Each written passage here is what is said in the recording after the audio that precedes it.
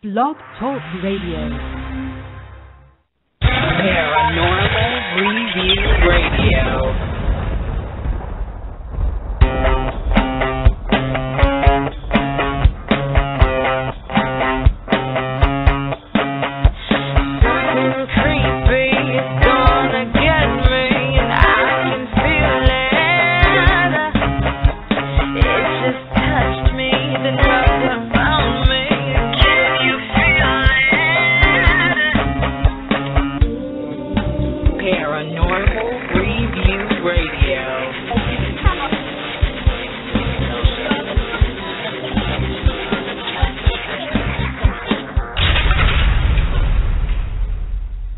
Hello and welcome everyone. It's Friday night and you are listening to Paranormal Review Radio, the only radio show without commercials and with more great paranormal talk.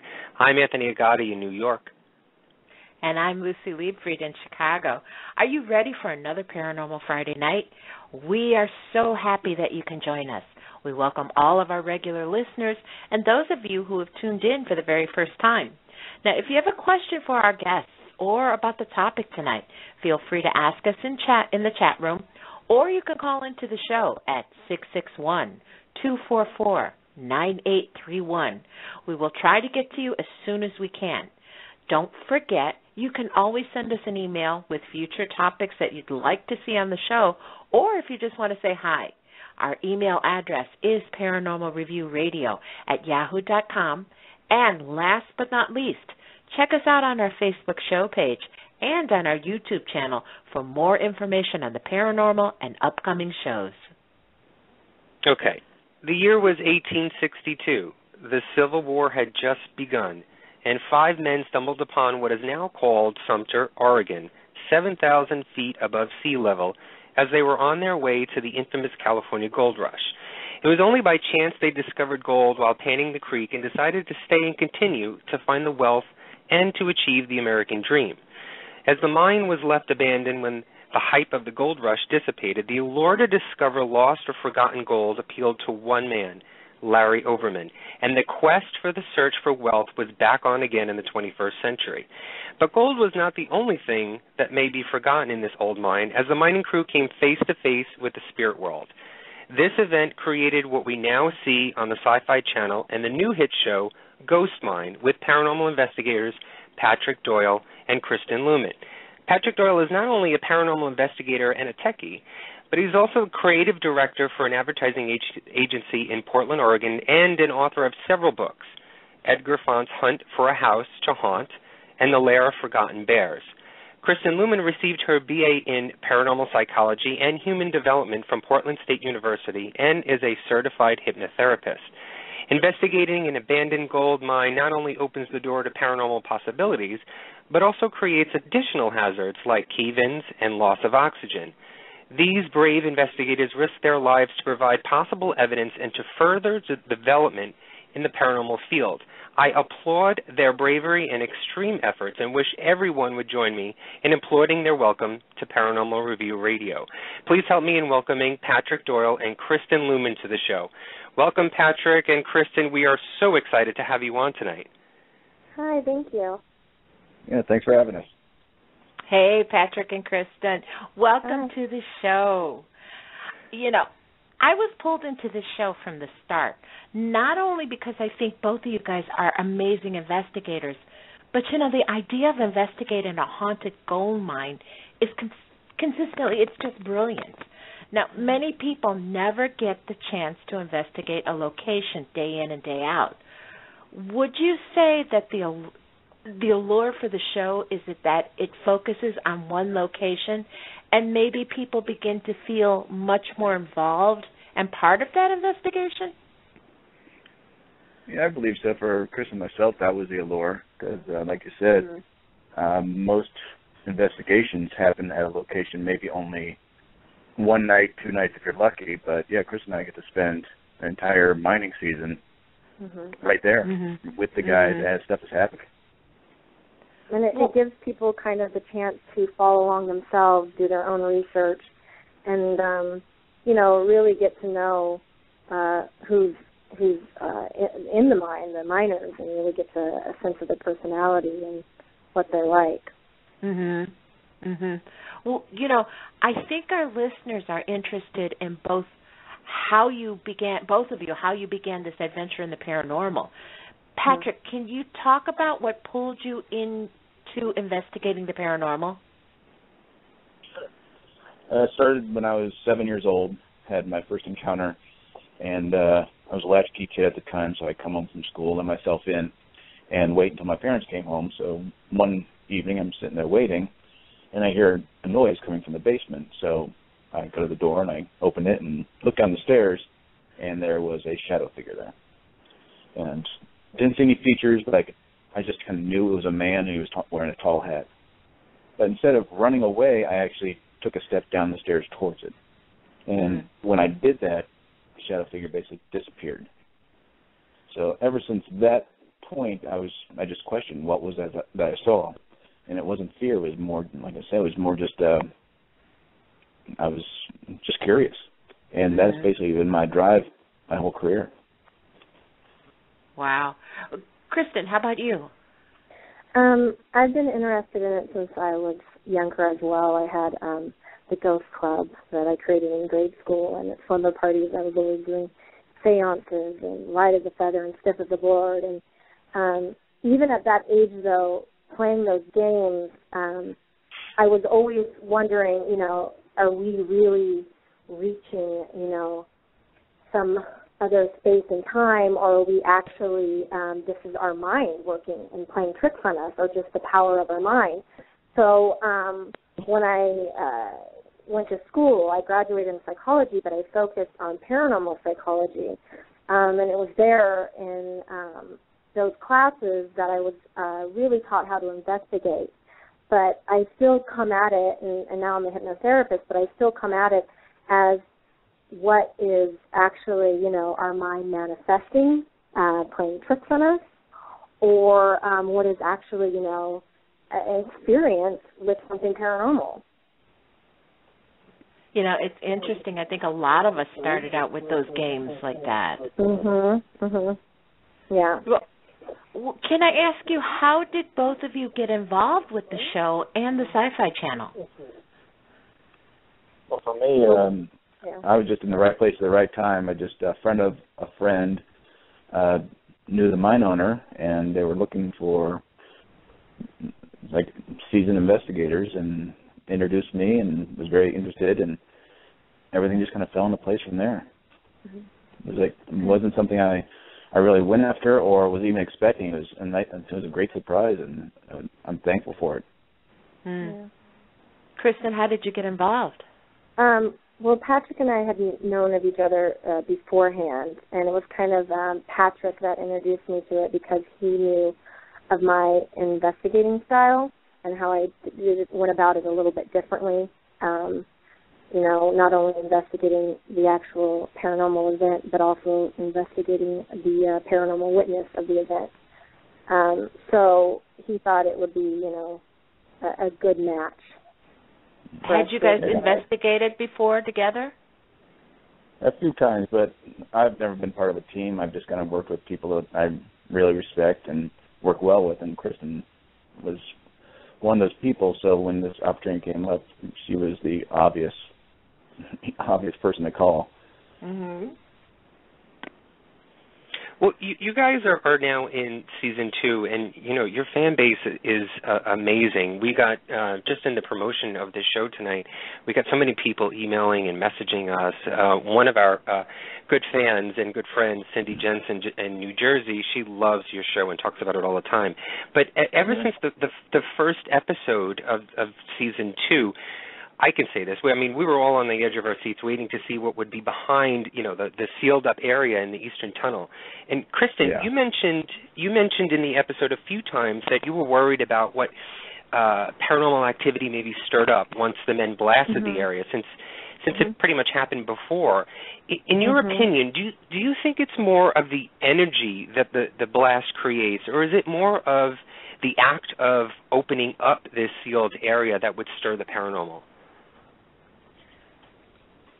I don't think, in my opinion, I think it's, how do I say this without giving anything away.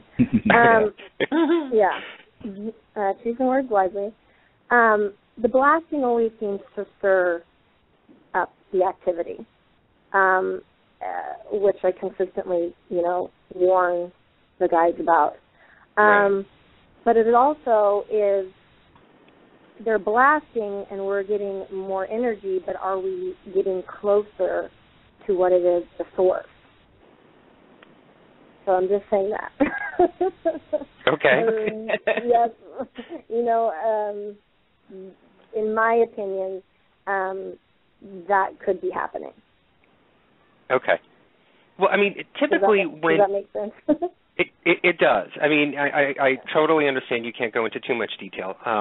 But typically when we investigate or when regular groups go out and investigate abandoned locations or residences, you're able to sort of get a baseline of the area, but in a mind, and I'm only thinking this, in a mind, I would think the normal assumptions like a cold breeze would not automatically be considered paranormal, since being in the mind is, a cold breeze is sort of expected.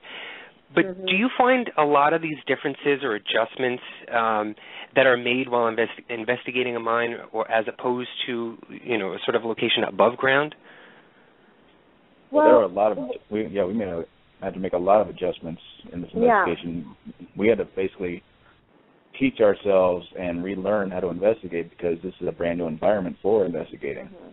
Right. And that's what was so great about having the miners there while we were doing it, because if we had collected any evidence that we were unsure of, if this was just something from the environment, or actually we did discover something, we would bring the evidence to the guys, and they would say, no, this is, typical of this, this to happen in a mine. Yeah, because those guys have been working, most of them have been working in those mines since they're Mikey's age or even younger. So they know every sound, every smell, every feeling inside of a mine. So, it's great when Chris and I experience something and we could bring it to them and they could give us either an explanation for it. It's really special when they say, I've been working in a mine since I was 20 years old and I don't know what that was. Right. So it validates what we're finding in there. It's almost like fine-tuning your hearing, because I know a lot of the episodes when I was watching, you hear a lot of water dripping or rocks falling. Oh, yeah. And you sort of have to listen in between the silences of those parts to try and catch something else, because those are the commons. Those are the variables, or not the variables, that are the common in the location. But you have to search even further than that, which is harder, I think. Yeah, it's very tough. The environment makes it very tough. Number one, it's extremely dangerous. Right. We always stress this whenever we talk to anybody, that don't go running into a mine just because you think it's cool and looks awesome on the show. Number one, it's extremely dangerous, and you can be killed in there. So don't think that we're not being safe in there. Safety is our number one issue. But to get back to your question, yes, you definitely have to worry about or think about the sounds within the mine when you're listening to EVP sessions, or even when you're looking at video too, because the rocks could play tricks with your eyes, especially in the dark. I got just different rock form. I post photos all the time of inside the mine, and people are like, oh, I see a face there, I see a face there. But it's just the way the rocks and the shadows work. Our brain creates a face. So we definitely have to be very detailed when we go through our evidence, so we're not just presenting every sound and every sight that we see. Well, to talk about the hazards, how do you guys manage to keep calm in the mine when you're constantly worrying about a collapse or loss of oxygen besides the paranormal activity? Kristen, I believe I heard this somewhere. I wasn't sure if it was on an interview or if I read it in an article, that you've said that you're claustrophobic. How do you even go in there with that phobia? Mind over matter. Know that I have a task and just go do my work. That was one of my big concerns before taking on this investigation. But it was such an awesome opportunity that it was something I couldn't, give up, and I just thought, you're going to have to get over this. And I still have moments when I'm in there. And also, the mountain moves, you hear groaning. There's other blasts going on around you. It's it's scary to go in there every day, and not only are we having to be aware of the paranormal activity, but we're having to be aware of any chance of a possible cave-in. Right. Patrick, do you have to do any sort of adjustments to your personalities, your abilities as a paranormal investigator to get over whatever fears that you have in regards to the hazards of the mind? I don't have any fears like dark or claustrophobia or anything like that. And when it comes to just like the rocks falling on you or getting crushed and stuff like that, we wholeheartedly trust in the guys. They're a part of our team, and they are always looking out for our safety. That's like Papa Smurf, Fast Eddie, Dingus, Bucket, Jay, Jamal, Duck Pick. They're all looking out for our safety every second of the day. So there are areas of the mind that aren't shown on TV just because Papa Smurf saw them and he said no one is going in this area, and they block it off. So we're not just running into this mind and investigating just without any thought. Every movement we make in that mind is with the safety and concern, and the guys just look after us. So we thank them all the time. Well, I am absolutely amazed every time I watch the show that you both go in there. I mean, it just looks so frightening. And, one of the things that I really, really want to talk about, can we talk about Ripa for a minute? Sure. I happen to think that Ripa is such an amazing piece of technology. I mean, who came up with the idea, and how was it created? Patrick. I designed Ripa 1, which Ripa 1 was shown on the. It's kind of confusing the number of Ripas and how many seasons we're in. So we're in season 2 of the show, but we have Ripa 3 because Ripa 1 was the prototype I built many years ago, and it's because I personally was going into some locations that were like fairly dangerous, like bad floors or just areas that you wouldn't want to go walking straight into, especially in the dark. So I designed Ripa to send her in there to basically do the baseline sweep to check out the area, because if she got destroyed, I could replace her. If I got destroyed, there's no replacement. So once the show came around, I basically brought it up. It's like, this could be a useful tool in this dangerous environment, since you guys are opening it up for the first time in like 80 years. We don't know what's going to be in there, so why don't we send this robot in? And they were saying, yeah, it's fine, but that's not going to make it in the mine. So that's when Ripa 2 was born.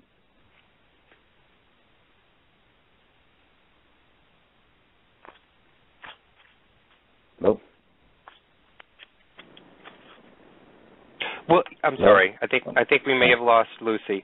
It came as a complete shock to me when Stan revealed the Chinese miners link to the crescent with your evidence, and that's why I really love the show. It's always it's almost like watching a mystery movie, and the clues sort of just unfold right in front of me. How is the research done on the show? I mean, do you both do your own research, or do you have help from the miners or from the crew from the show? It's a joint, between Patrick, myself, and the miners, discovering what is there and trying to find answers for the activity that is there at the mine. We learn new things from the miners all the time, and hearing about the Chinese immigrants, I mean, that was a shock for both Patrick and I, especially being there last year and not hearing anything about it. Right.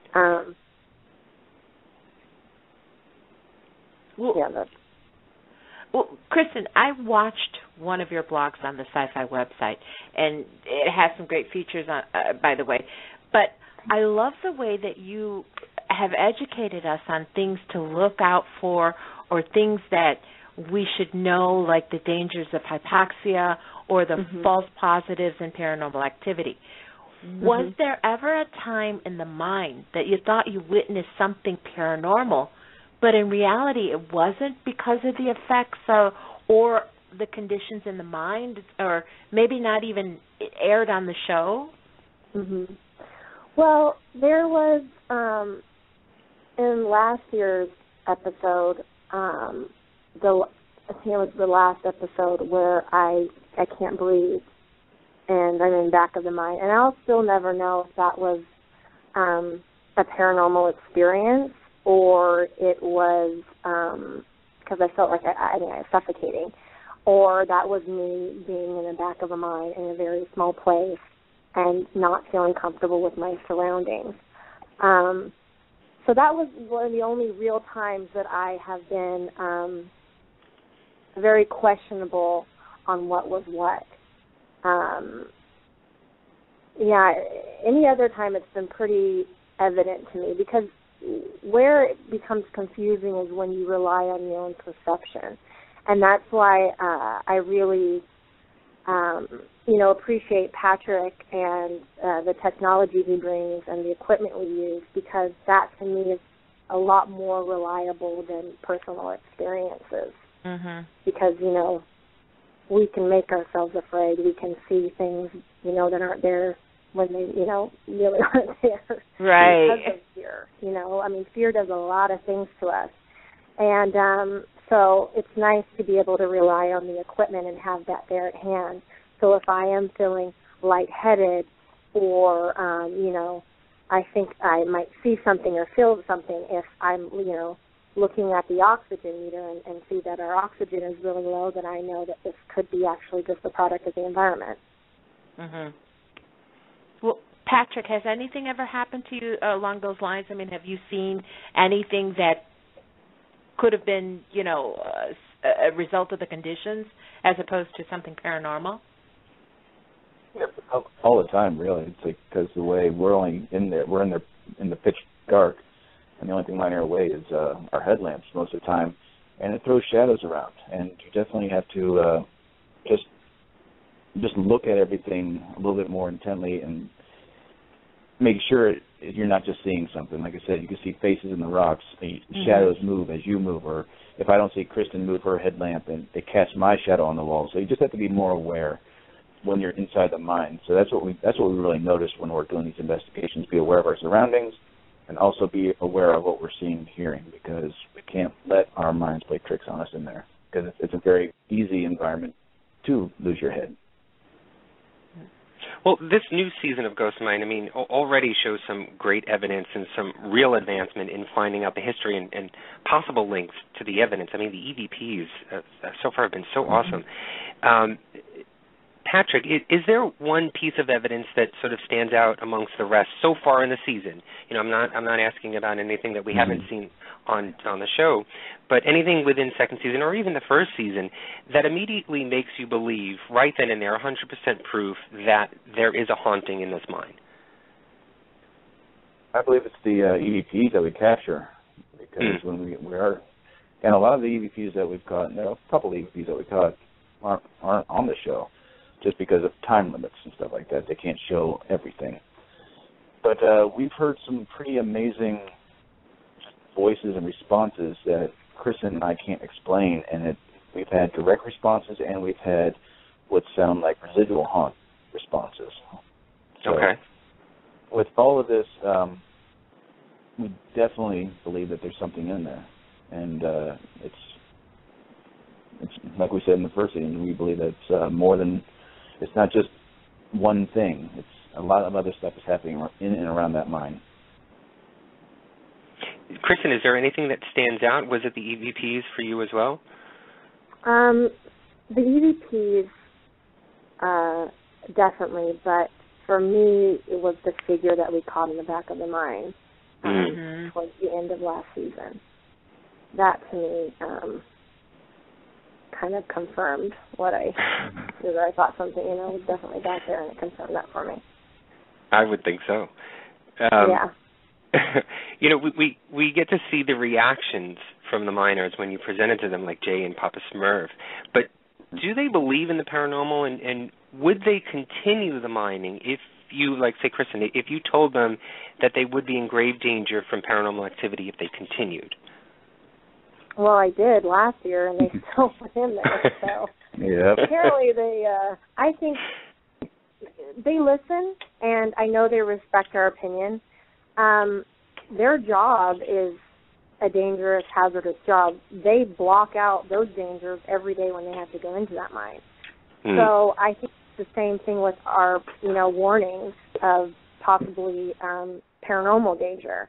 I think they have trained themselves to block it out so they can get their job done, so they can make money from the gold.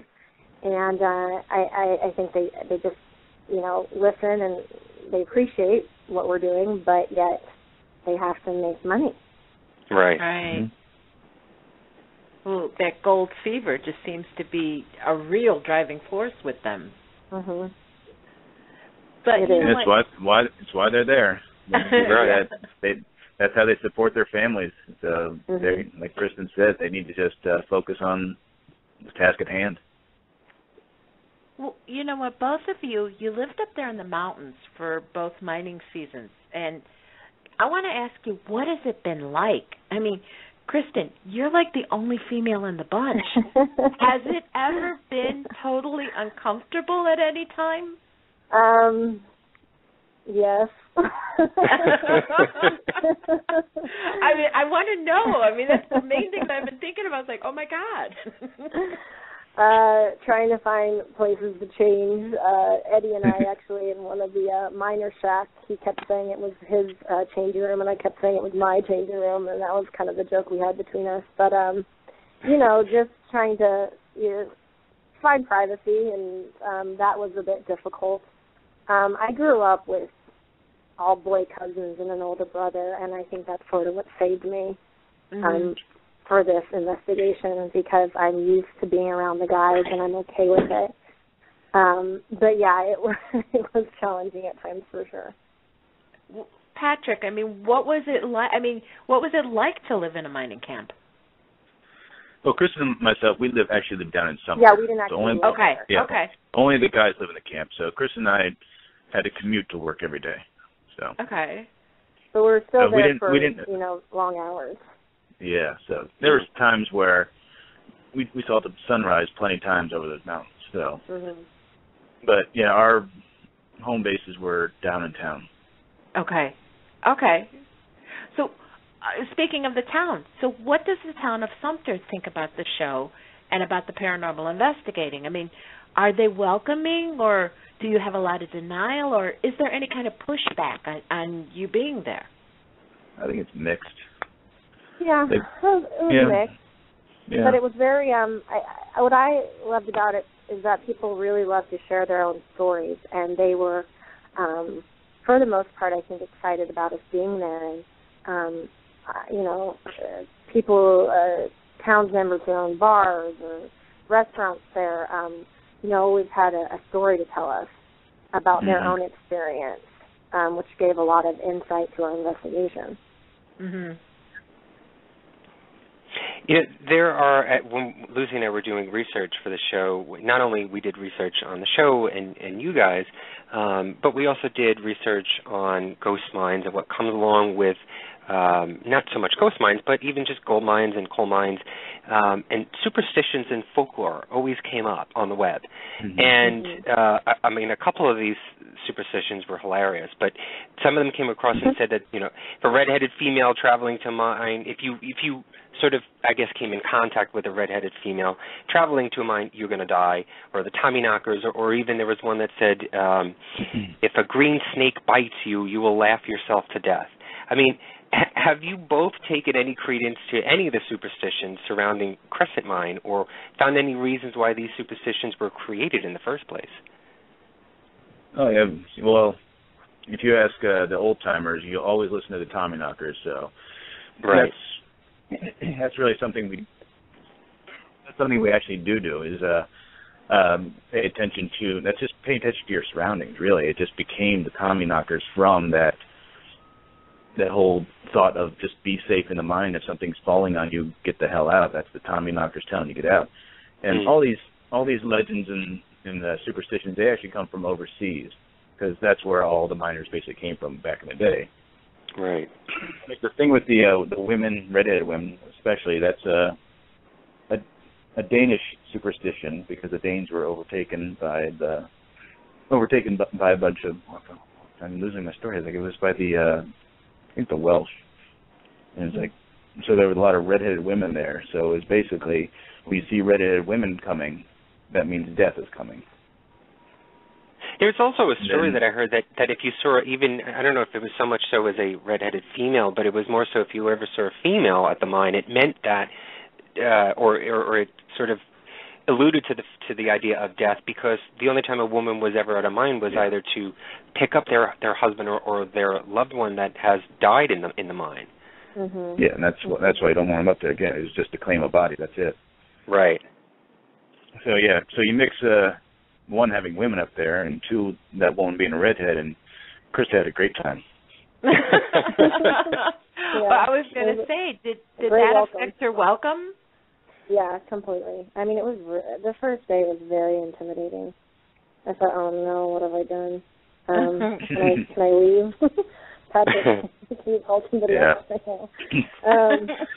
But they warmed up quickly, though. Yeah, I mean, now we're all friends, and I adore these men. But yeah, at first, and I understand. I mean, these superstitions have kept them alive for centuries. So I understand where they're coming from, and yeah.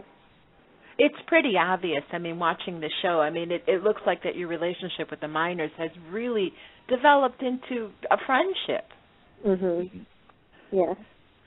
Well, another thing I want to ask, okay, to both of you, before you prepare for your investigation, do you say any prayers, or is there any kind of ritual that you go through for your own protection? Me personally, no, and most of the time we don't have time to do anything. It's just grab your gear and get in there. Mm-hmm. There's no prep time. It's like we're in our PI shack right there, just outside the mine. So if something happens, and you see it on the show all the time, it's like grab the gear, put on your boots, hard hat, and go. That's it. That's all you have time for. Before I go in, I always try to, I think whatever you're feeling is what you're going to experience. So I try to make sure I'm not feeling any fear in the paranormal aspect, or any sort of tension or negativity. Try to just be welcoming of goodness and in a good place. So, Kristen, do you rely on like intuition or anything strongly? I wouldn't say I rely on intuition strongly, but I we all have that little voice, and usually that little voice is correct, and there's a reason for that little voice, and so I do rely on if I do feel too uncomfortable or unsafe about something, that I listen. Well, I do want to say, this trespasser, or the possible spirit that's been spying on you all, is really getting on my nerves. And I'm dying to know what or who it is. So without going into detail or giving anything, and if you do, we won't tell anybody, but do we finally get to know the answer regarding the trespasser before the end of the season? I'm sure you will. You just have to watch. Good job, Patrick. Yeah. Well, Patrick, there's a funny video on your YouTube channel, and I think it's your YouTube channel, unless someone's impersonating you, where Jay takes your skateboard and tries rolling around the office. Is that correct? That is Ollie time. Okay. But he sadly falls flat on his ass. I mean, it is hysterical. You even have it go in slow motion. I love it. What do you all do on your downtime when you're not filming on the location? Well, right now I'm working on a couple books and working at the ad agency. Kristen? And I continue to see clients. Okay. With my hypnotherapy practice. So, since both of you have been up there, are you both now certified miners since you've been at the Crescent for so long?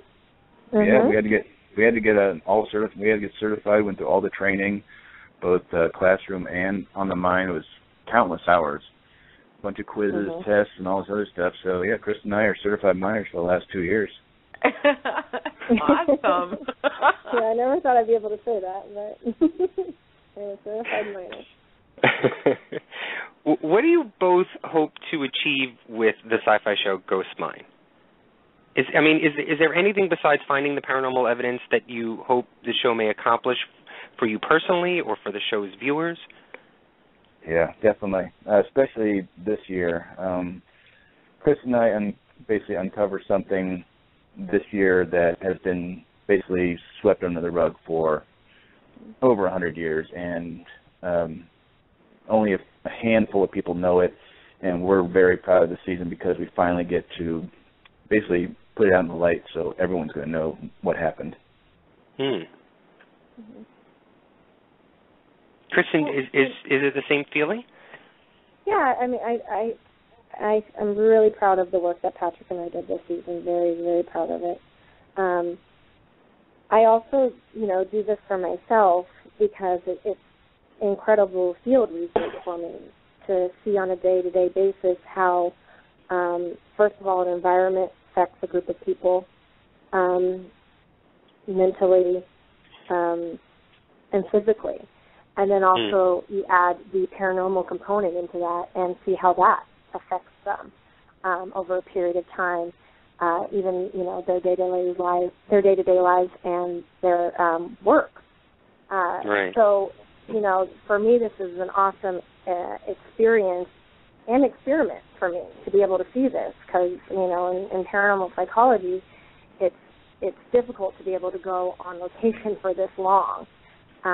It's been a great opportunity, and also, it's cool that I get the viewers to be able to experience this with me. And here I am trying to get my own, questions answered, but the viewers get to see it as well. So I think that's pretty amazing. I think Lucy mentioned this question earlier to you guys about how it's so great that you get to go into a location consistently day in and day out, which is not a privilege for a lot of people. But is there a downside to consistently investigating one location? I haven't. I haven't experienced it yet. Yeah. No, I haven't experienced that. It's like because it is such a great basically experience being there, and it is a new experiment because most of the time it's you hear a claim, you go to the location, and you try to validate that claim that might have happened a year ago, 2 years ago, even longer. So just being there every day, some days nothing happens, but those days that something does happen, it's just so great to be right there to investigate basically at that very moment in real time. And also having more time to learn the history of a place, right? We learned things this summer that we didn't know last summer. And had we had left the Crescent Mine, there would have been so many questions still left unanswered.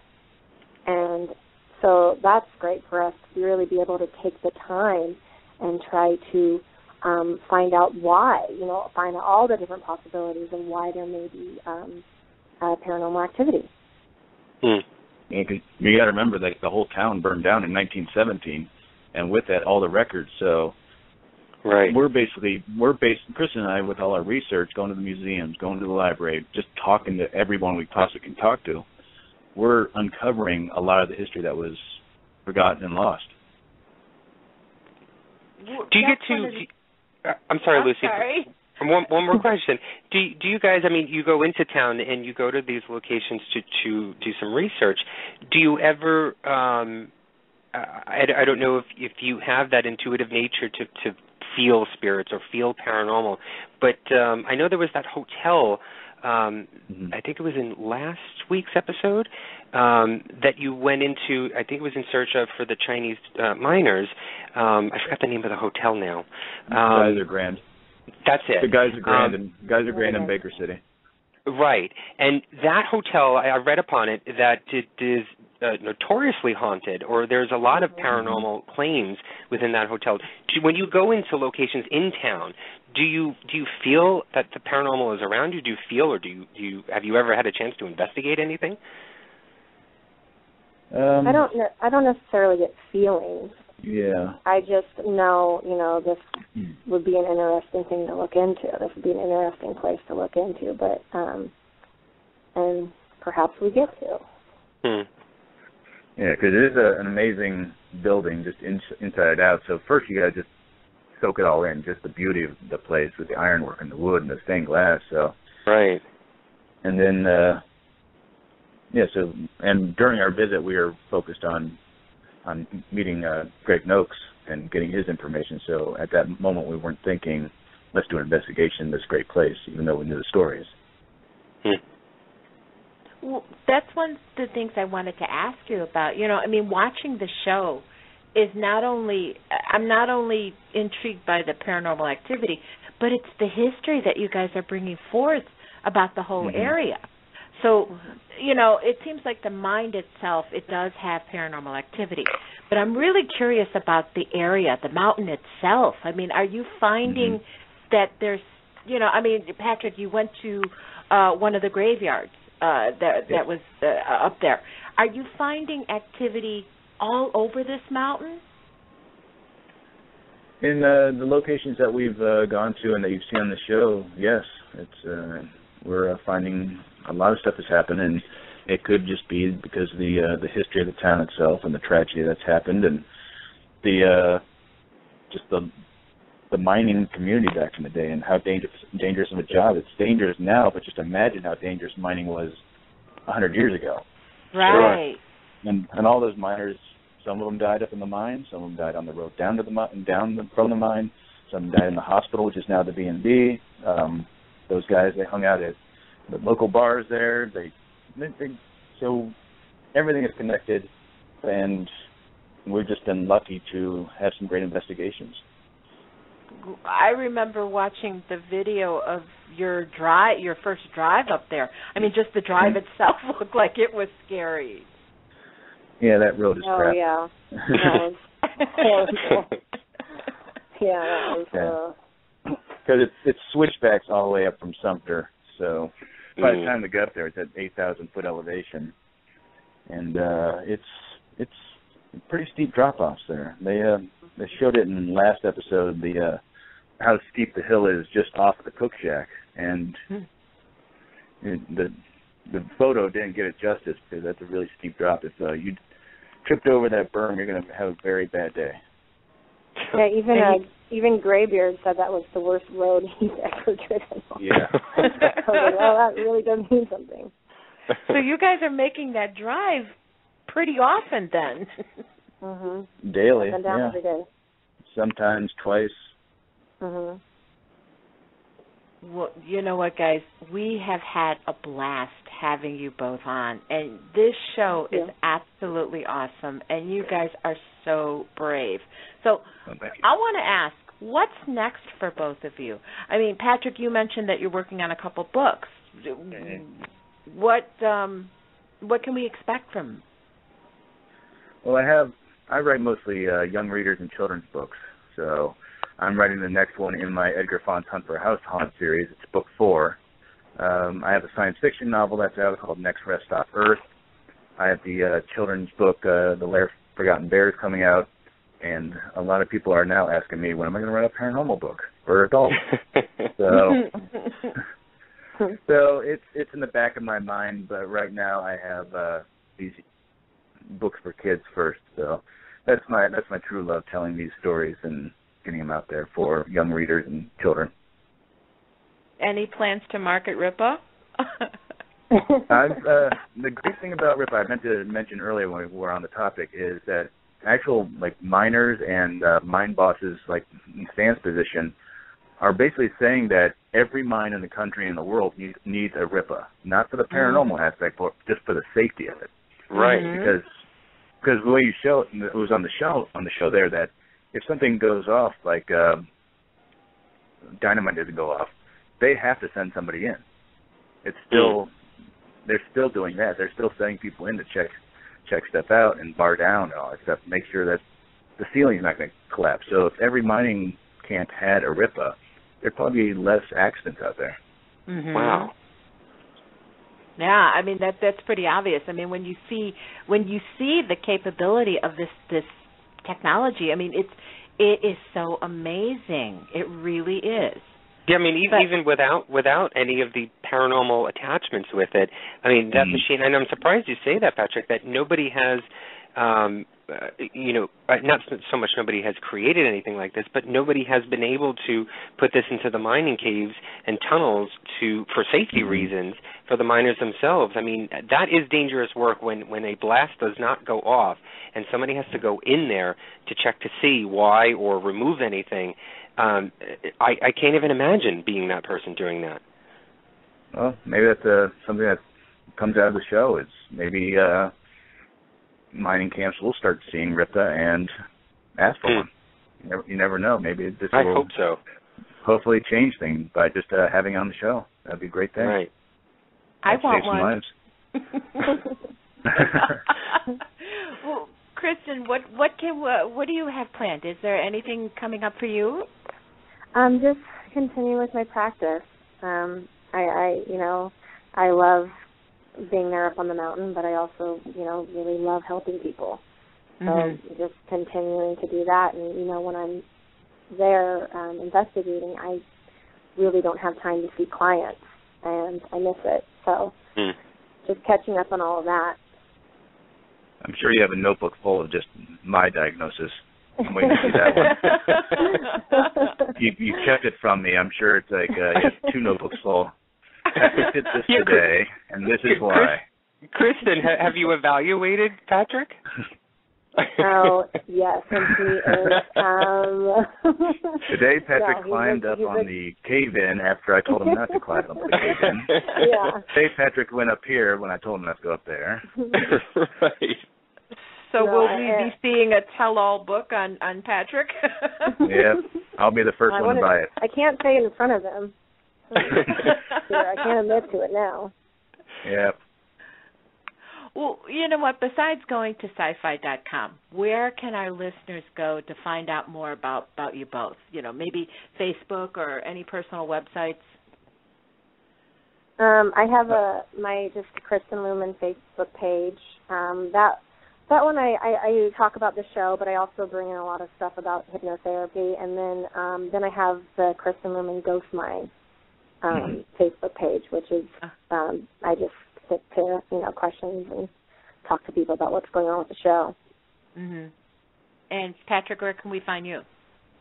The easiest way to find links to everything about me is my Twitter page, and that's at Patrick H.T. Doyle. And if you go there, you'll see the link to my Facebook page, and I'll always post an Instagram photo, so you'll eventually see all the links to my different pages if you just go to my Twitter at Patrick H.T. Doyle. Okay. Well, you know what, guys? This has been an amazing interview, and we can't wait to watch more episodes of Ghost Mine and to learn more from both of you. You can watch Ghost Mine every Wednesday night at 10 p.m. Eastern and 9 p.m. Central. We want to thank you, Patrick. Thank you, Kristen. Please don't be a stranger, and we would love to have you on anytime. Thank you. Well, thank you very much for having us. Yeah, thank you. Thank you, guys. It's been a pleasure to have you on the show. Have a great weekend. Yes, definitely. You too. Thank you so much. All righty. Bye-bye. Bye-bye. Bye. Bye-bye. Okay, Lucy, I'm going to buy you a new phone. I know. I need a new phone. This is like, the second week in a row that we've lost you on this show? It's like the third week. It's the third time that this has happened. Yes. I don't know what's going on with this phone, or maybe it's my ghost. They don't want me to talk, or I don't know. I'm going to go to AT&T.com and buy you a new home phone or something. So what did you think? But I like them. I have always said from the beginning, and I've told you this, when the show first came on, I was like, I really didn't want, I guess I didn't want to like it because I thought the concept just didn't appeal to me. But then I started watching it, and I honestly have to say I truly enjoy watching this. I enjoy talking to them because they seem so real. I mean, there's not any of the, the dramatic reactions or when you're watching the show. I mean, they're pretty scientific about what they're doing. I mean, there's no extra drama that's put in there.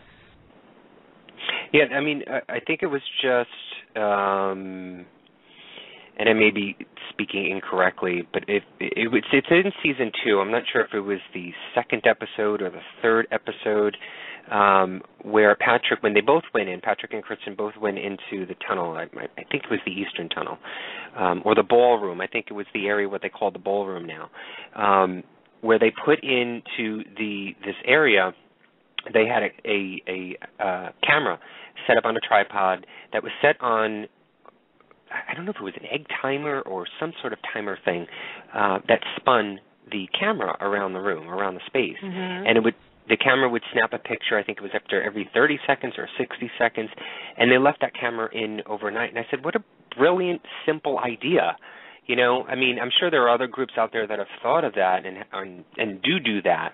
But to me, it was shocking. I haven't seen that, and I haven't seen that type of technical equipment or even just technical usage of the equipment that you have in other shows. I've never seen anything like that. But yet, it's the simplest thing that you can do is to have something spinning, have your camera spinning on this timer set where you're able to take pictures, leave it in the room, and come back to it the next day, pick it up, and review all those images. And they actually did. I think they found some pretty amazing stuff, which one of them led to the research into the Chinese miners, which may be explaining some of the things and the activity that's going on. Well, yeah, like the one EVP that they got, and they actually found out that it was in Cantonese. It was a voice, and it was saying, "I'm lost." I mean, right. Other than Ripa, they really don't use any really high-tech equipment. I mean, right. Like you said, it's pretty simple. It's pretty straightforward. And to me, I think that's absolutely fascinating. There's no big, giant, none of the fancy equipment or tools, but they're still getting amazing results. And the whole idea of being inside this mine, I mean, that to me, I think would be more scary than any kind of paranormal activity. But here you have both of these people going in there. They're being very scientific. They're being very matter-of-fact about it, and they're getting some absolutely amazing results. I probably know the answer to this question, but I'm going to ask you anyway. If you had the opportunity to do what Patrick and Kristen do, if you had the opportunity, say, to go up in the mountains for 3 months and investigate a mine, paranormal investigate a mine, would you do it? Hell yeah. I know. I knew you would. You know what? I read somewhere, I think Patrick was talking about when he first got the opportunity, and he said it was the opportunity of a lifetime. It is. If someone had asked me, there would be no question. I would be packed and there as soon as I could. The whole idea, I mean, that's why I really enjoyed the show, because it was something new. It was a different concept for me. It wasn't going to your typical location. It wasn't a lockdown for a couple of days. This is inside a mine. And I think that was part of my hesitance to really watch it, because I never thought about it. I mean, you don't think of, when you're thinking of hauntings, you really, I don't know that much about mining, so to me, I wasn't thinking of that. But as I'm watching this, I just think it's so amazing to actually be inside this mine, to just the things that they're finding. I mean, the Masonic symbols, the evidence of the Chinese miners, and then plus, I'm like you. I love the history. I mean, it's not just the activity of a location. It's the history. It's the land. Now, for me, I think probably one of the biggest draws to this place, and I'm not going to say that I'm disappointed, because I know not everybody has that kind of intuition or feeling. I would truly love to see what it feels like, what I'd be able to pick up inside something like that, because you are talking about a location where there has been a loss of life, there has been cave-ins, and there's been deaths and there's been injuries. So I'm going to assume that this kind of location has to be brimming with the land itself has to be brimming with a lot of energy. I'm surprised you didn't bring this up just in this conversation, not during the interview, but in this conversation. I'm surprised you didn't bring this up. I mean, I thought about this last night, and I'm thinking, did I do enough research? Did I think of where else could we go? What else could we ask? And it was like really late at night, and I was too tired to get up. Even if I thought of something new, I was just too tired to do it. But I did think the last thought that I had about it was, wait a minute. You're talking about land, and you're talking about going underground in the land to investigate. There's the history and the research in regards to the Masons and the Chinese immigrants. What about American Indians? I already thought about it, and I know you thought about it, but you never mentioned it to me. I know. But I was just thinking about it. Is there any research in regards to what native tribes were in the area or lived on that ground? And now you're talking about going underground. Is any of that land, is it sacred? Is it the paranormal activity? Is it the cause of maybe some Native American history? And so I was thinking about that last night, and actually, just for my own, weird research data bank that I like to keep in my head, I'm going to do some further research on that and see if there's anything of that nature. Just for my own conceptual feeling, so when I watch the show, I can possibly think of those things as well, or add that into the mix with whatever evidence Patrick and Kristen have found. Well, you know what? One of the things that I always think about when I'm watching the show, okay, you know how Native Americans, we have this tie to the land. And we're talking about a mine that's very active with the gold and quartz, the quartz veins that are in there. All the quartz is really, really big time when it comes to energy. Right. That's one of the things that has struck me, and I would just love to see what that feels like, aside from the fact that, that you may have whoever's actually in that mine. And I truly believe that the trespasser is a spirit. I don't believe that it's a actual human being. I mean, the feeling that I'm getting watching this show, the trespasser to me is definitely an entity. But to feel what the gold itself, the gold ore, and to feel what that quartz is bringing. I mean, those are natural conductors. I mean, if there's energy in there, that's going to help whatever energy. And, of course, the Native Americans, the land, I know that they're there. They may not be as prominent, because we're talking about once the miners went in, that's when all of probably the more tragedy happens with the mining. I mean, I'm sure that the miners today have much more safer ways of doing it. But back in the beginning, I'm sure it was absolutely dangerous for anyone to do that. But, yeah, no, the Native American aspect has crossed my mind almost every show, because you're talking about Oregon. You're talking about, unblemished land, and that's usually where there's so much history and there's so much energy that's still there. Those are the areas that have not been sullied and they haven't been touched. So I'm assuming there is a lot of Native American energy that's still there. And I'm sure it comes into play in the mine. I'm not sure, but I think maybe even Alaskan settlers were within that area as well. I mean, I could be wrong, but I think it's interesting. I was completely shocked about the Chinese immigrants. I had never known anything of that nature, that they, pretty much used and abused Chinese immigrants at these mines, and the deaths of these Chinese miners in the mines on the grounds could be contributing to the hauntings itself.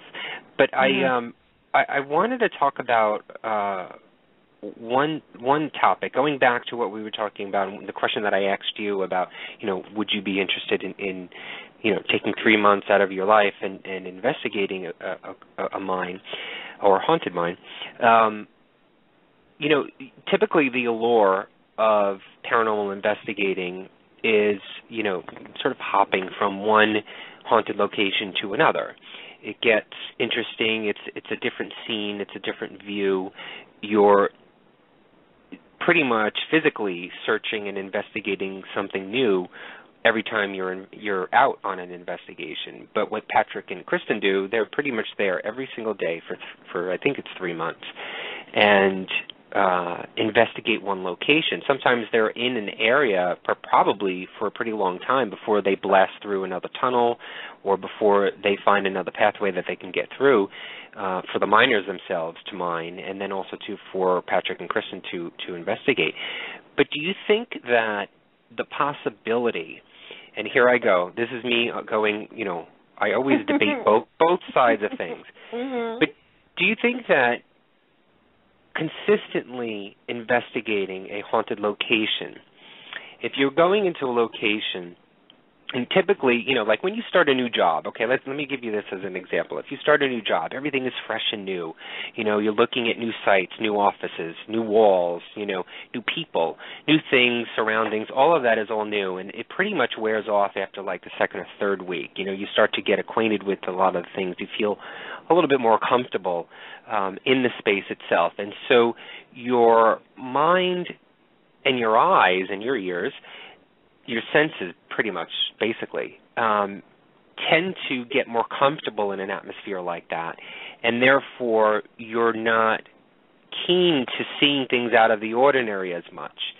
So the question or the topic that I want to bring up is, would the possibility of continuously being in a cave or at any location for an extended period of time, do you mentally and physically obviously you get used to it, but do you mentally then get used to the place where some things where if an investigator were to come in, say, just for his first or her first time, a different reaction or a different sense of what that sound was or what that vision was than you would have, because you're pretty much settled in, you're comfortable, you're acclimated to the surroundings, and you may not be thinking as hard and as witty and as quickly as you were if it was only your first day on that investigation. Do you see that, Lucy? Do you think that could happen to people? I think it can happen to some people, but I also think that if you are consistently in a location, let's say, okay, you used the example of being in a new job. I just started a new job. My new job is in the Merchandise Mart in Chicago. This is a building that has such a long and very interesting history in Chicago. I mean, it's been owned by the Kennedy family. It has been around during some of the biggest events that have happened in Chicago. Every single day that I walk into this building, I am still consistently amazed at the history that's there. I don't walk through those halls and just, look at the walls and stuff. My senses are on high alert because I realize the history that's there. So my thinking is that if you go into a known haunted location and you spend a lot of time in there, that you consistently, I'm sure, yes, you're going to get comfortable with your surroundings, but that doesn't mean that the activity is going to lessen, or I don't think it means that the activity will go by the wayside. I think if there is some kind of energy some kind of haunting, I think it's going to make itself known to you no matter what. But we always take into account, like, we go on investigations, we go to a location. Not every location is on every single night. There's going to be some nights where there's no activity at all. There's going to be some nights where it's going to be absolutely right. But I'm not talking about whether or not the activity is happening. I'm talking more about your perception to receive the activity. That if you get too comfortable, sometimes it gets unnoticed because you're settled in, you're comfortable. I think Rob Henry in chat mentioned it, that he said that he investigates a certain location and it gets stale unless you basically try new methods or try new techniques to interest your mood, to pique your interest, so that you stay high alert, to be able to capture mentally a lot of the visions or a lot of the noises that you should be catching, whereas many people who I don't know, I think that the idea, and I think that's why this show is so unique, because they're staying at one location. I think a lot of people within the paranormal get bored. I think they get tired, even though there's activity every single day. They themselves are not hearing it or are not seeing it, because after 2 or 3 weeks going to the same location, they're looking in other areas where they're trying to look in other areas where they haven't maybe have seen before, or they're trying to pick things out that they haven't seen before, because if they walk into a room, they see the same chair, they see the same picture, they see the same peeling wall paint or whatever it is, and so they may be looking in cracks or in corners that they haven't seen before, and they're missing the actual activity that's going on, because in their mind they're trying to search for things that are different to pique their interest. I don't know if that's a hazard of doing it consistently every single day, and you may be losing some of that possibility of evidence. But then again, if you leave your recorder, EVPs will happen. EVPs happen. If you leave your video camera, you'll capture something, obviously, because a camera is a camera. But you yourself are maybe missing something after a while, after you get a little comfortable. I think it can happen. I think that comfort can come in there. Of course, you're going to get used to everything. The noises that happen, you'll start saying, oh, that's normal. But I think if you, I don't know, see, for me, just the whole idea of being able to be in that mind, to consistently investigate it for a long period of time like they're doing, to me, that just sounds awesome. I mean, it sounds like an adventure, and I would give anything to experience what they're experiencing.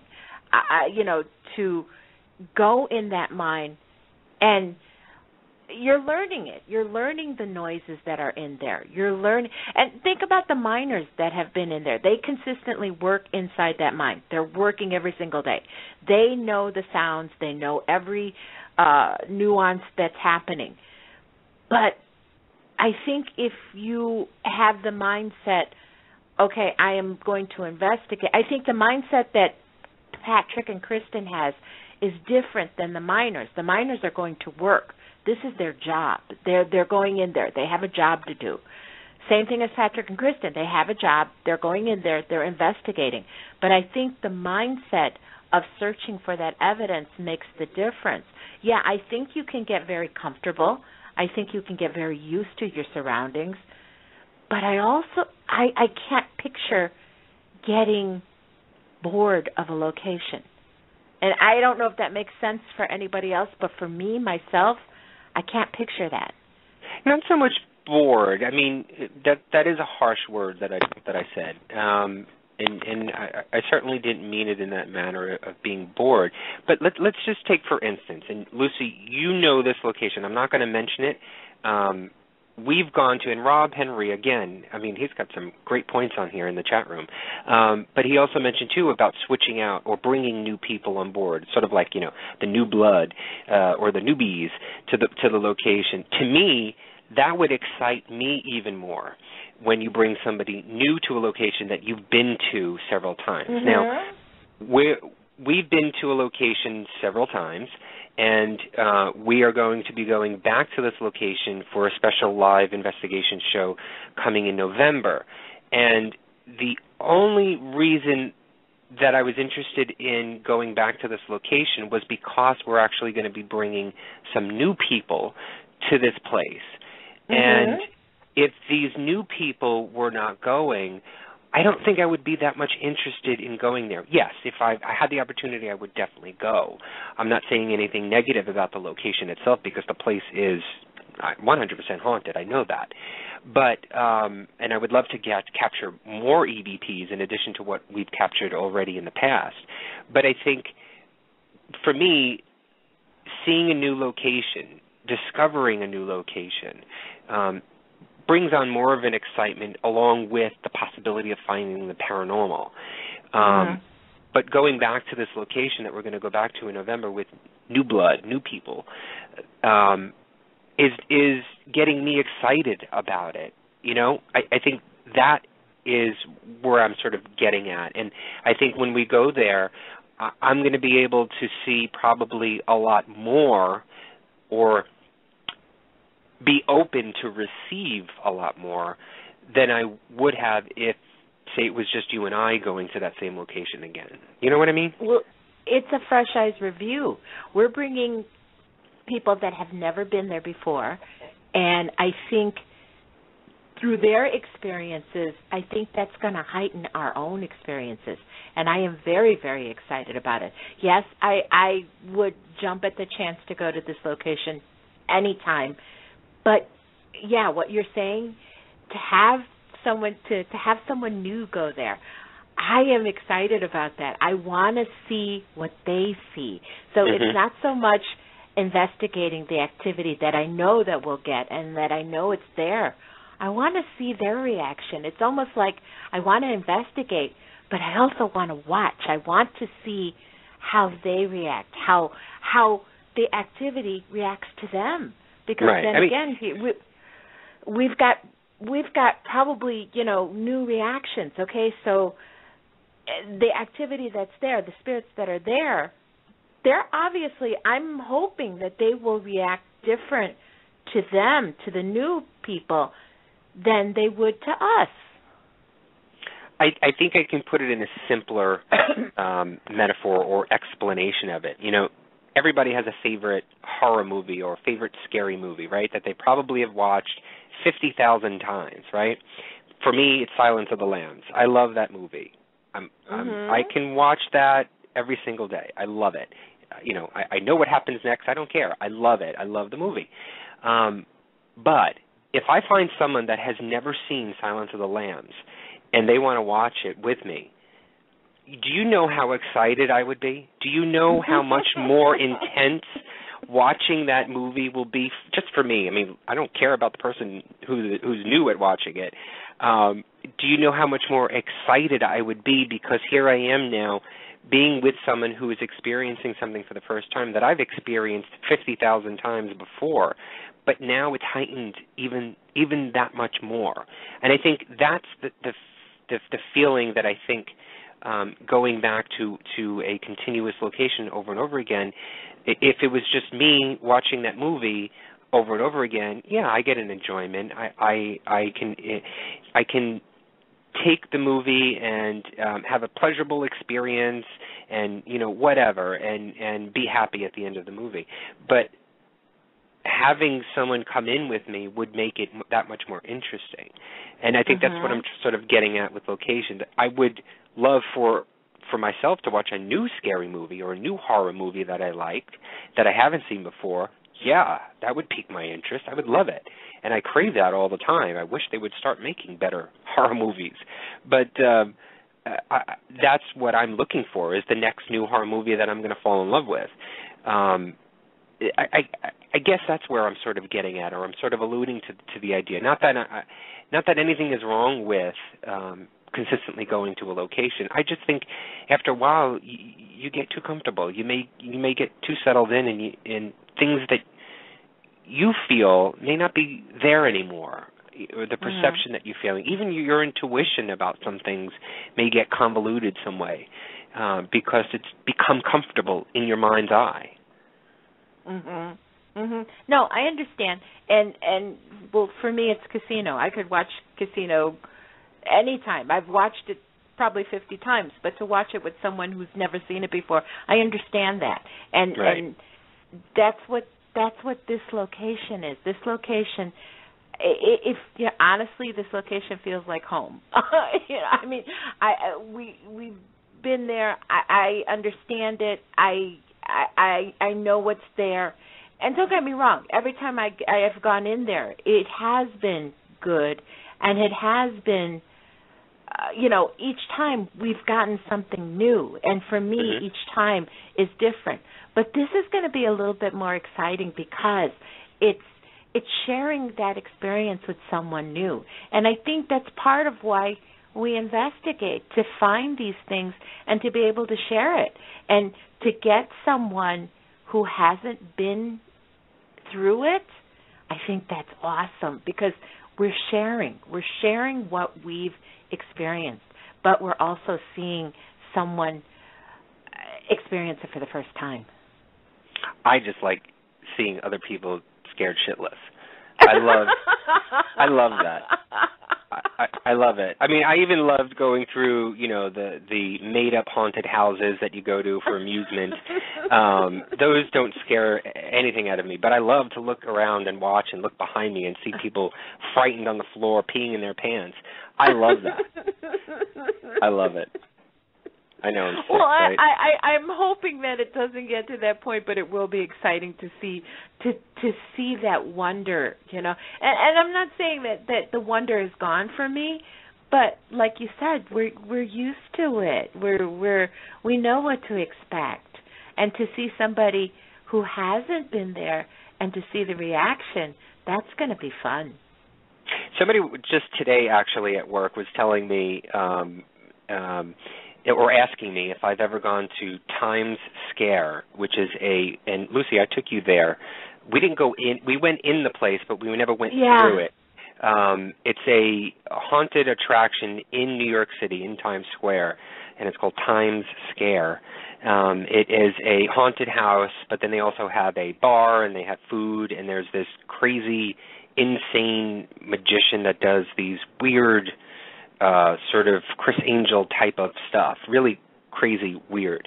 But somebody was asking me today, have you ever gone in there or gone through the haunted house? I said no. And she was like, oh, my God, you got to go. It's so great. It's so awesome. It's this. And I said to her, I don't know why those haunted amusements don't appeal to me.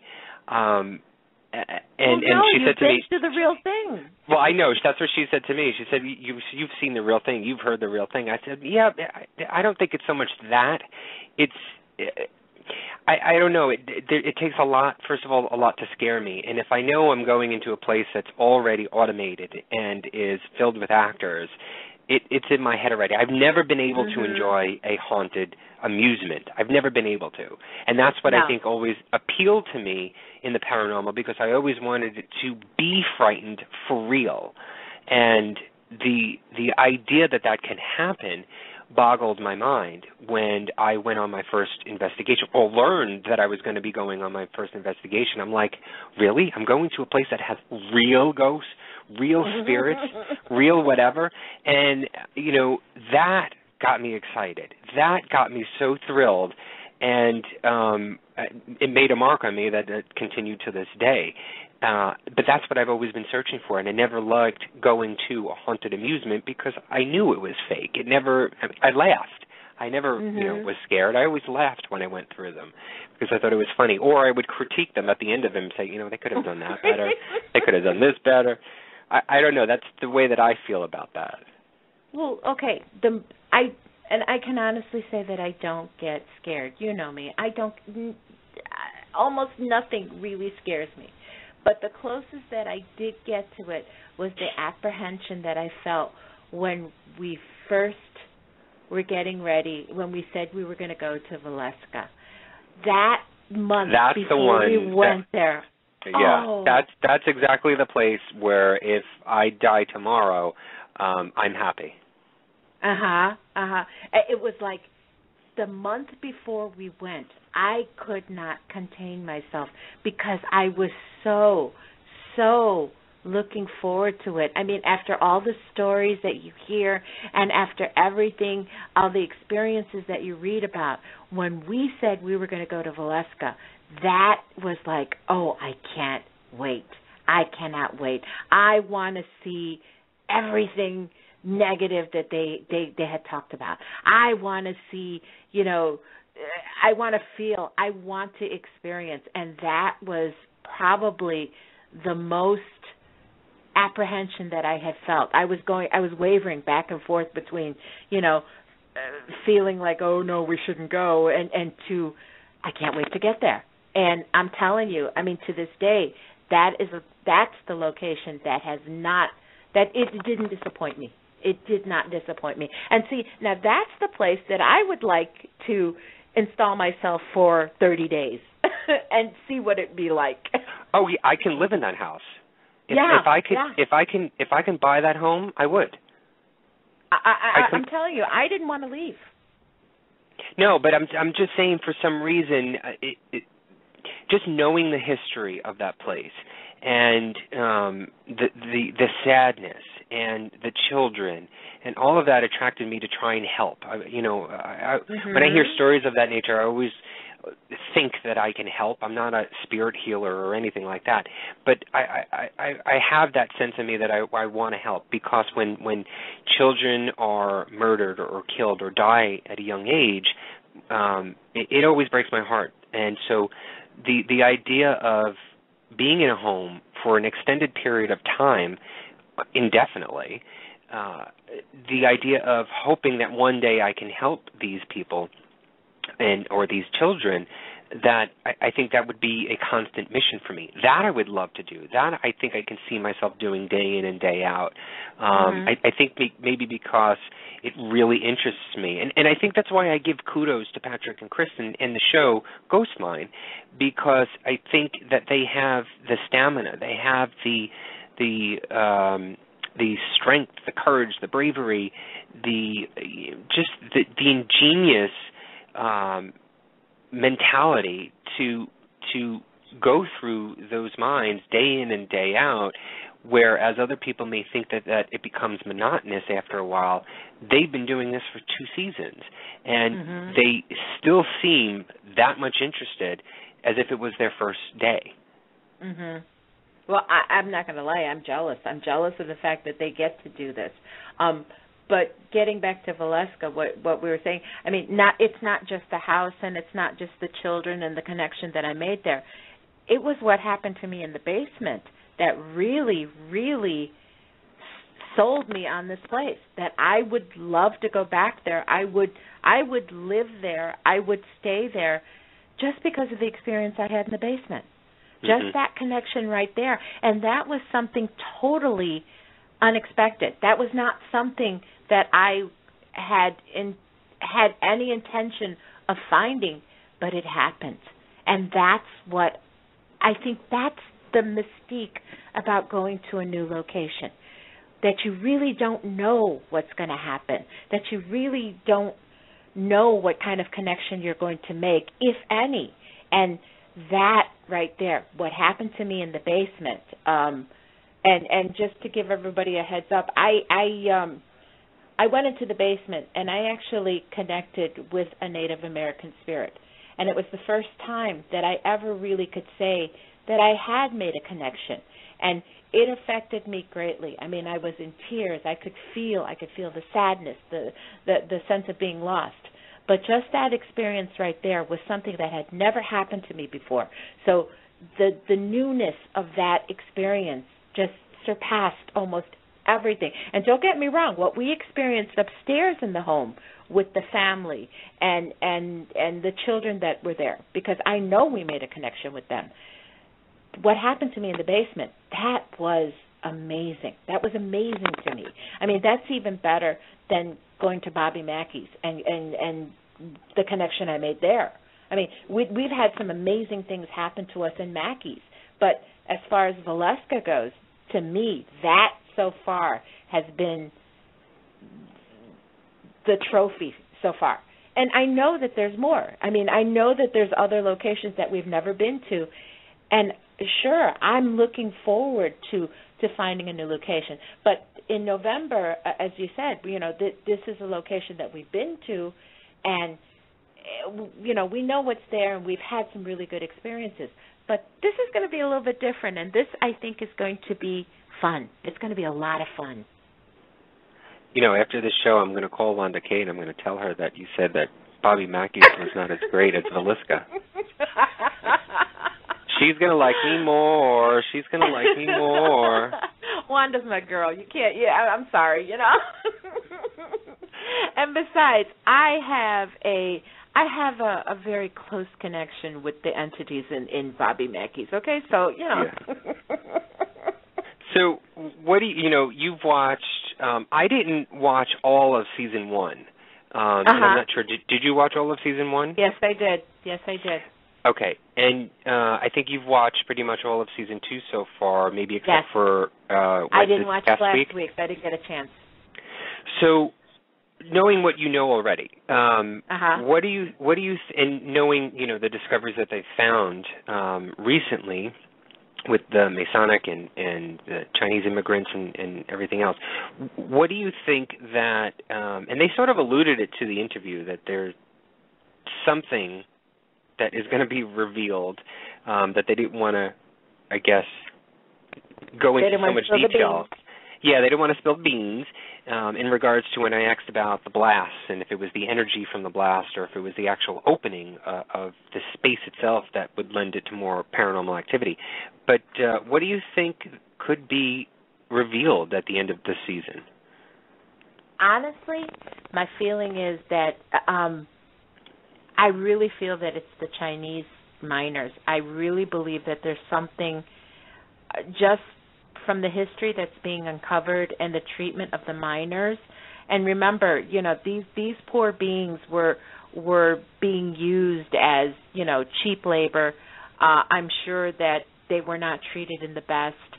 And just the EVP, that EVP that they got, and the fact that it was in Cantonese, and it's a voice saying, "I'm lost." That right there, I really, truly feel that whatever's in there has to do with the Cantonese miners. That's my personal feeling. I don't know if it's true. Well, I mean, just from that EVP, do you think that maybe they should get a, I don't know if it's called a spirit healer or not, but or somebody that can help cross them over or find their way if they are lost? Do you think that they should do that? I think that would be helpful, but I also think that if they can bring their story to light, I think a lot of times when there is a haunting, where there is an energy that's still there, a lot of times I really truly feel it's the fact that they want their story to be heard, that they want their story to be recognized. I mean, we all know that a lot of times a haunting will occur if there's unfinished business. And I think that's the case here. I think that the very fact that these poor miners, I mean, we don't know exactly what happened. I'm sure that the cave-in was done purposely when something happened. Something scared the original miners that went in there. And we didn't mention it, but also, too, when Larry first bought this mine and he had a different crew go into that mine to start mining, and literally the activity that they were seeing, they took off. The first original crew that Larry brought into this mine to start mining the gold. And that's the other part about it. According to what I've seen on the show, this mine is full. I mean, the gold that's in this mine is unbelievable.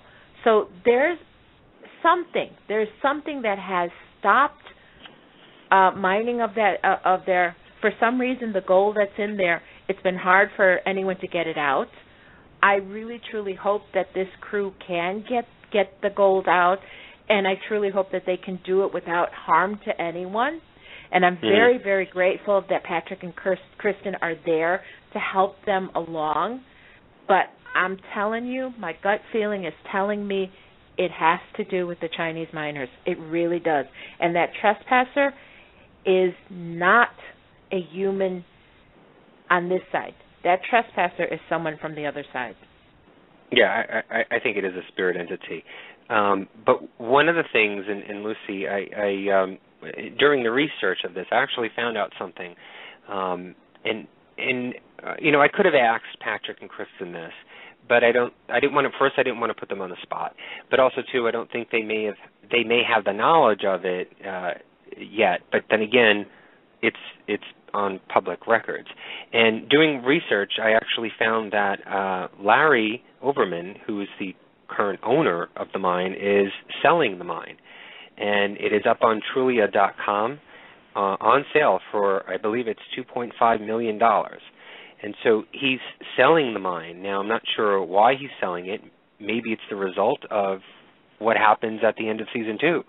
Maybe there's something that is overtly dangerous in this mine, spiritually or hauntingly, that is causing Larry to sell it. Now, on Trulia.com, it is listed there, and it does say that it is haunted, there's paranormal activity, there is that release of information on that, and it's also saying, too, that there's a possibility that the new owner may be requested or asked to be filmed on national television, which would be SyFy Channel. And so the question then would be is, if it is up for sale and a new owner buys it, will they allow SyFy to come back and do a Season 3? I think maybe we'll find that answer pretty soon, but it was interesting to note and to find that information that it's actually up for sale. And then the question lurks, why is it up for sale? Did Kristen and Patrick find something that scared Larry or scared the miners, and now he doesn't have a team anymore and he wants to give up, Well, one thing I did find interesting, and I don't know if you came across this too, Larry is he's not, his history is not in mining minerals. He's actually involved in oil. So part of me is thinking that, maybe he got into it. Maybe he got into it just for the fact that, there was the potential for a show. I don't know. I'm hoping that that's not the case. And that could be part of the reason why he's selling it. Maybe the show has run its course and, that there's nothing else involved. But on the other hand, I still go back to the fact that this mine, everything that they're showing, seems to be pretty rich.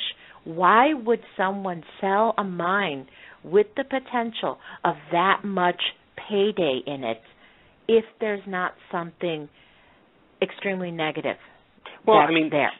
Season 2 hasn't ended yet, so we could see more information, and they could have gathered all that there is in there. Maybe they've hit, a dead end, and they can't go any further with all of the mining and excavating and blasting through, and they've just collected everything that, we've seen thus far up until this part in Season 2, and then whatever remains for the remainder of the season, maybe he's gathered everything. And then after the season's over, obviously, because they didn't film this just yesterday.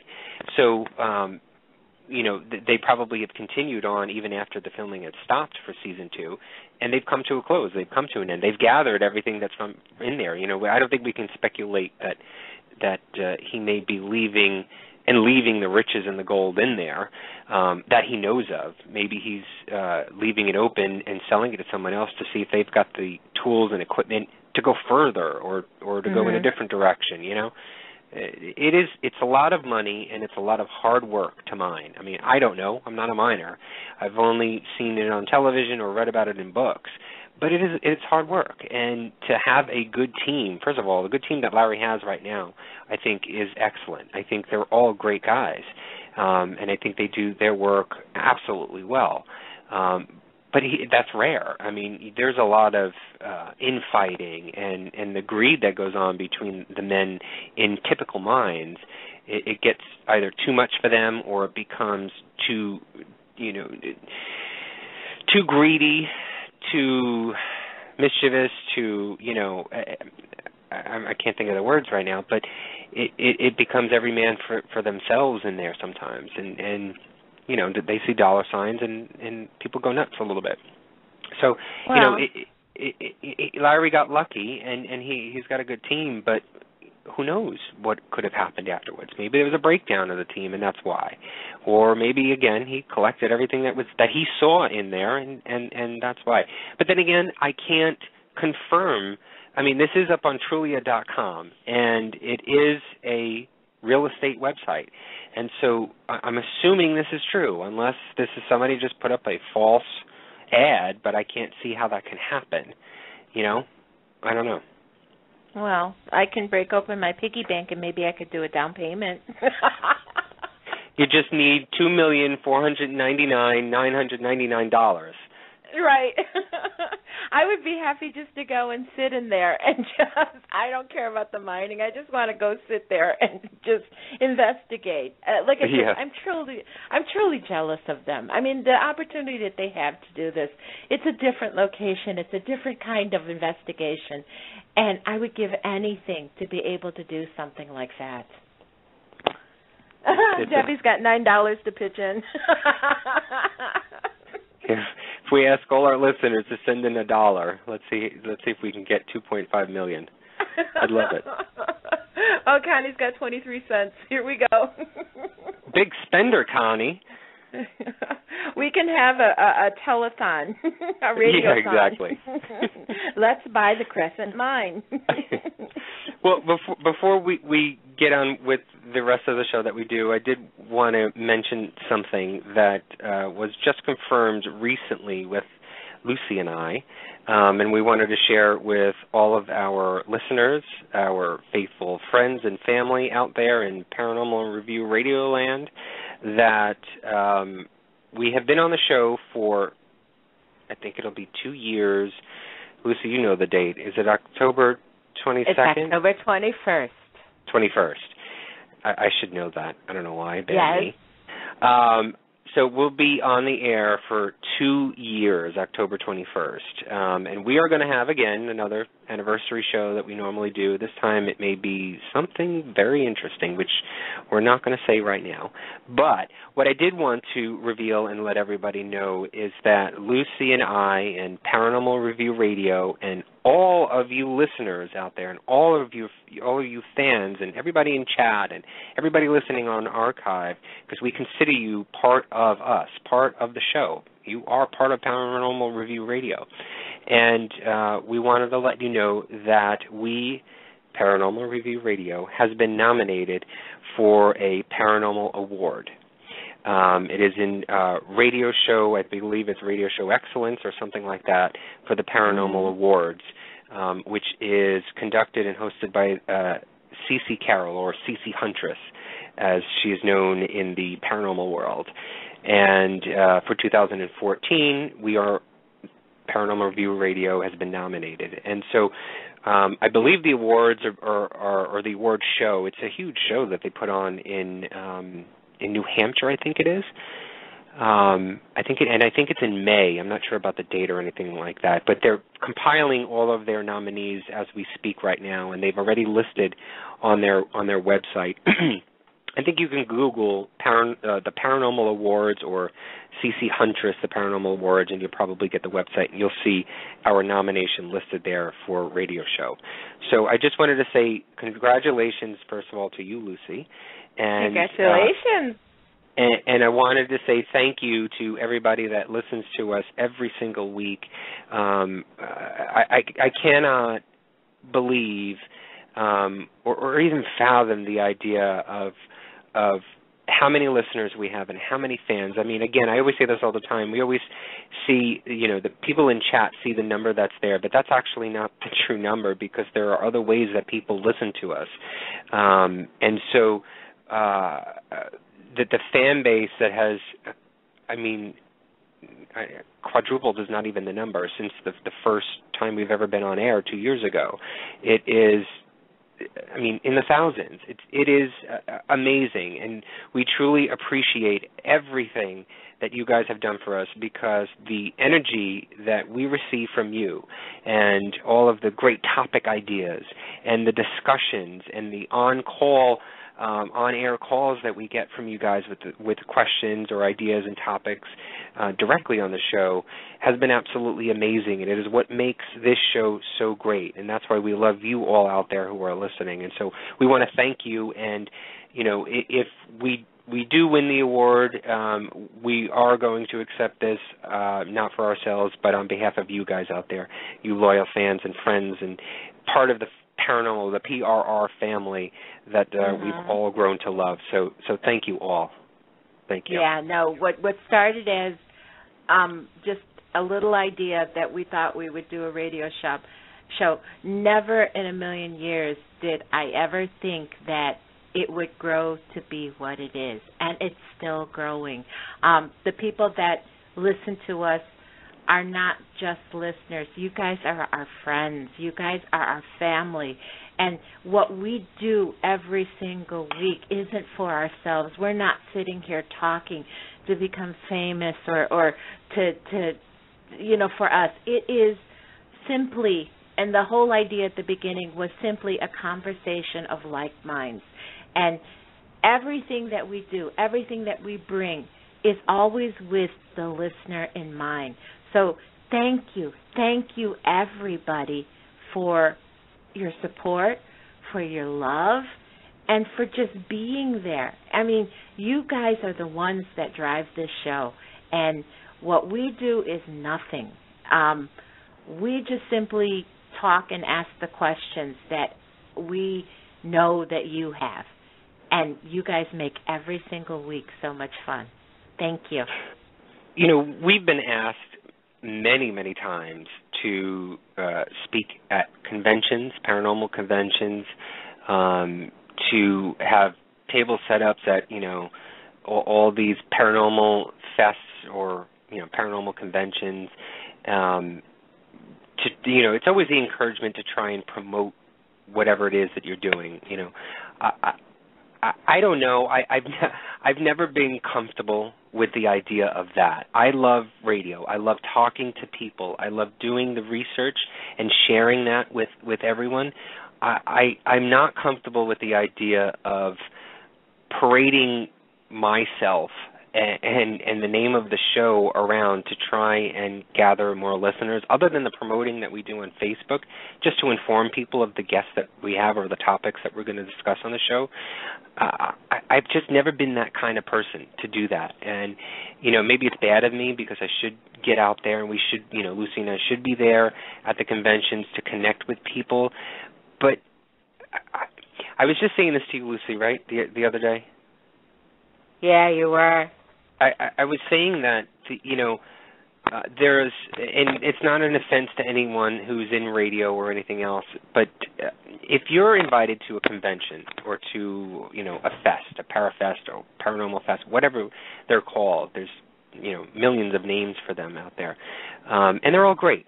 We've gone through them ourselves. Lucy and I have been to them many times before, and they're great. And I think it's a wonderful experience for people who want to know more about and learn more about people and groups and companies and vendors that are sharing services or providing equipment or stuff like that. I think that's necessary to do. But to me, if you're a radio host, if you're a personality that is on air, in true heart form, you are a journalist. You are a journalist. You are someone who should be reporting on things. And so to me, the idea of going to a convention, a paranormal convention, I should go there to work. I should go there to put the convention on air live so that we have our listeners, if they haven't had a chance to go to one or don't have the funds and the money to go to one of these things but really do want to know what it's all about, I want to be the one to be there to report on it live and start, interviewing some of the people that are there, the paracelebs and the vendors and the folks that are attending it, to sort of get the insight into what it's like, what's going on, who's there, whatever. I just feel as though that's what I should be doing and not sitting at a table promoting myself. I don't know. I don't like that idea. I don't know, Lucy, if you have a difference of opinion. No, I agree with you 100%. I mean, to me, yes, the paranormal conventions are they're a good way to network and stuff like that, but I can't see sitting at a table and saying, here we are, this is what. For me to go to a paranormal convention, it's to network, and it's to get near people that I know you want to hear, that the listener wants to hear. There's one coming up very soon, in 2 weeks, that I'm going to go to, and I'm not going as a vendor. I'm going to make a connection, to talk to somebody, to see who I can bring to the table for everyone. I'm putting you to work. Literally. I'm going on a search mission. I mean, honestly, how we got Ryan Buell is I happened to go to Comic-Con when he was here, and I talked to him, and I met him, and I asked him, and that's what it is to me. It's not there to promote ourselves, because honestly, I honestly don't think that I'm not going to say that we're not interesting, but I don't think that we are that big of a highlight that we can sit at a table and say, oh, here's Anthony and Lucy from Paranormal Review Radio. No, that's not what it's about. What it's about is making the connection. It's getting to talk to these paracelebs and to get to talk to the people that you want to hear. If I can go someplace and talk to somebody and rope them into an interview so that everyone can hear from them, that's what I want to do. And so by me going to this convention that's coming up, it's literally, I'm going there to work. I'm going there to network and to find the people that you want to hear. And I have my eyes set on a couple people, and hopefully we will be making a few announcements. Lucy's going to be a stalker. She's going to be a stalker at these conventions. No, she's going to go there, and you're going to try and interview them, and you're going to try and talk to a lot of the interesting folks that we think would be interesting for people to hear and talk about, and hopefully maybe we can get them on the show and have a more in-depth interview with them to get more insight into the paranormal. I mean, we say this all the time. There's so many times that we have people on the show, whether they are everyday paranormal investigators or they are what everybody calls the quote-unquote paracelebs within the paranormal world and community, we learn so much from each and every one of them, no matter what level or what title you have besides your name. Every show and every conversation that we have is more interesting than the next, and the more interesting, the more details, the more things that we find out, the things that we're discovering. That's what we're into. To be honest, I would be happy if we had one listener. I wouldn't mind it at all. I've never been into the numbers game. I've never been into all of that stuff. If one person was interested in our talk and would listen to us every time we were on the air, I'm happy, because I've got someone to talk to. I've got, this dialogue, this communication that is being expressed. The research that I've done is being heard from one person. I'm happy. I don't think I'd be happy just talking to you, Lucy, but I think I'd be happy with talking with one other person besides you, just to share the things that we have experienced. And if it's a debate that we have on it, great. If it's somebody who is on the same lines and on the same level as far as what we think and how we react, or what, the evidence that we get, if they like what we're doing, great. Both things are great. All sides of it we welcome. To me, that's what I love about this. I don't know. I'm not comfortable enough with the idea of being on a platform or being, I guess that's a Leo, right, Lucy? Mm-hmm. We don't like the attention, but we like to be heard. Mm-hmm. I don't know. That's me. Well, no. I mean, that's why it's so amazing that we do get the numbers that we do, because it's not something that we set out to do. That's not our goal. Our goal is to communicate, and the fact is that it seems like there's an awful lot of people that also want to communicate. And if we can just bring a couple people into the conversation, that is the best. That's the absolute best. So again, that's why we're so grateful and humble about everything that has come our way, the people that we've met, the places that we've been, the conversations that we've had. It is a gift, and we are so grateful, and we owe it all to you. We owe it all to every single person that listens to us. Well, we highlight the paranormal, so why don't we highlight the fan of the week, Lucy? Of course. This week, let me see, I have to read it so I say it right. The Paranormal Review Radio Fan of the Week is a very special one. This person actually was a guest on our show, and she's become a very good friend. This week, our Paranormal Review Radio Fan of the Week is Michelle Keller-McGlone of Grayson, Kentucky. She likes Kelly Clarkson, Darius Rucker, Kesha, Paranormal State, Ghost Hunters International, the Long Island Medium, and of course she likes Paranormal Review Radio. Michelle, thank you so much for being a fan. She's been listening to us. She posts all the time. And thank you for becoming a friend. She really is a wonderful human being, and I am so very proud to call her my friend. Absolutely. Congratulations, Michelle, and we know your story. We know what you've been going through and what you're continuing to go through, and so you are in our hearts and our prayers every single day. Don't forget, if you want to be a Paranormal Review Radio Fan of the Week, just like us on Facebook, say hello. Our Facebook page is Paranormal Review Radio. Well, you know what? With so many paranormal shows that have been on television, it really is fun to see something different. So many shows seem to feature the same locations over and over, and some of these shows seem to be stretching it with some of the sites that they've featured recently. The Crescent Mine in Sumter, Oregon is a real breath of fresh air. It's different and it's interesting.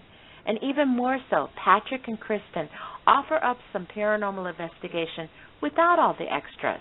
There are no demands for activity. There's no leaving clients out for bait or reenactments. And you know what? That is a really nice change. We want to thank them both for joining us tonight. And we are really looking forward to the rest of the season of Ghost Mine. But you know what? It was really great hearing the tales of the hauntings inside the Crescent Mine.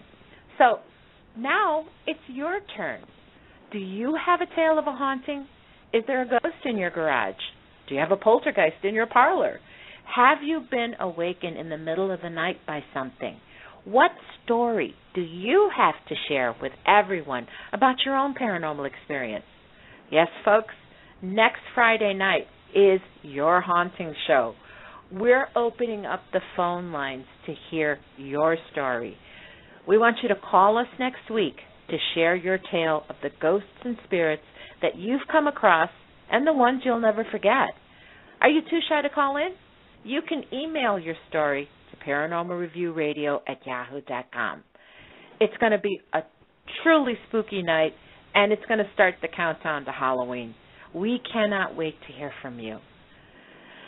Thank you, everyone, for spending time with us. We want you to keep spreading the word about the show, and let's keep this PRR family growing. Anthony, I want to thank you for always being right. I love it. I got it recorded, Connie. Connie, she said it. I'm right. I had to say that. So, until next week, dear peeps, keep investigating and have a paranormal week. Good night. Good night, everybody. Paranormal Review Radio.